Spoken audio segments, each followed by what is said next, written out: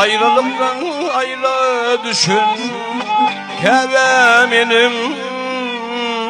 arla bulun.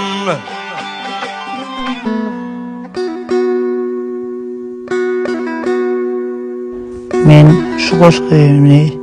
aramızdan ýergiden Halipa bagşy parahat şeýhim bagşlaýan Halipa ýatan ýeriň ýaty imanyň hemrah bolsun. Ýyzyna galanlary Allah'ım sabır ve kanaat etsin. Halipam hayrat bilen mertlik çıkarçınardan şola erlerden koknalan Halipam näçe tarih ve semiyellerden sözündüm ecil eder sana Halipam aşarydan pirden babagammarydan taatalyp qaynatardyň damardan coşkun al dağı yarayan lemmerden dağı başın jiran dağı Halipa kazma doğuta hiç olundan düşmedi bakan takdir sana doğuşmadı can çıkan mehrem ten hiç de boşmadı dağdan inen benim oğlum Halipa karşılığa acılı salam bilen iman edip başa salanı bilen hoşlaşan da paniyalanı bilen ağlıyım neydim Halipam elini kara dağ sarstı benim ağlıyım gelenine senin benim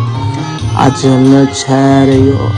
tapmadı benim razı bolum Halipam